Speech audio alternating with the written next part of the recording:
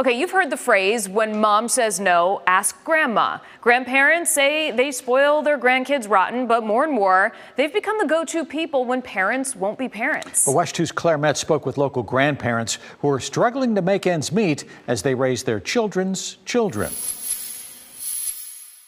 More than 140,000 children are being raised by grandparents in the state of Florida. They love them. They didn't necessarily expect them. I don't do anything without her. You know, this is my one right here. 53-year-old Darlene Terrell of New Smyrna Beach has had temporary custody of 4-year-old Chloe for 2 years.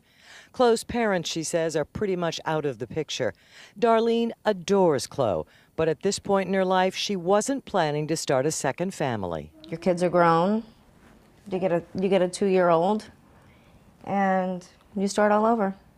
And everything is completely different. There has been a very significant uptick over the last, I would say, probably decade or so. Jeff Johnson is the state director of AARP Florida and says substance abuse has been the primary reason children are living with grands. They may have been removed or abandoned, and grandparents, ready or not, have to step up. If you are an empty nester and you are expecting to live a life in retirement, let's say, or focused on career or what have you, this is a major disruption. I was hoping to continue working and see my grandchildren during the summer. Michelle Backer, living in Longwood, has had to quit her job to care for her severely disabled 4-year-old grandson, Steele. Push the yellow star.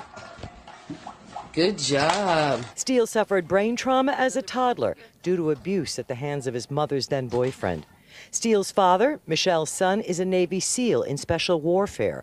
Though he was able to bring his 2 daughters home recently, Michelle had been caring for them too, he can't take on Steele, giving his mother custody. Gets into everything and anything at all times. Very aggressive, hyper. So nonstop, no sleep. Grandparents tell us they're draining savings planned for retirement to raise their children's children, and that the resources to help them just aren't out there. I have 3 years of notes trying to get any type of help. Michelle says it took her over 2 years to get $500 a month in disability for Steele. A drop in the bucket, she says, and she's only recently been able to get him into behavioral and physical therapy. Unfortunately, there is no help for grandparents. Being a caretaker, I've tried everything, called everyone. I have fought tooth and nail just to get what little bit that I have gotten. Darlene Terrell, who works as a night nurse, is finding that almost impossible since Chloe's with her. But they can't live on $100 a month from DCF.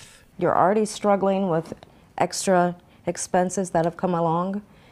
You know, daycare, clothes, everything that it takes to raise a child. It's certainly true that there are not enough attention or resources that are really put to helping grandparents who are in this situation. Advocates say, though, there has been some legal advancement in Florida when it comes to grandparents' rights to visit grandchildren, funding for grands who are primary caretakers hasn't kept up.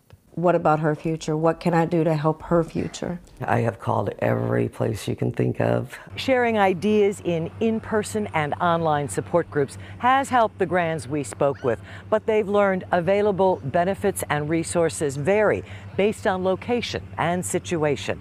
It's a mix of worry and joy every day. In Volusia County, Claire Metz, WESH 2 News.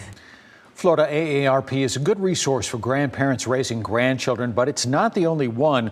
Most communities have council on aging organizations that may also be able to steer grandparents to benefits for which they might not realize they are eligible. There is also the local group Grandparents Raising Grandchildren of Brevard.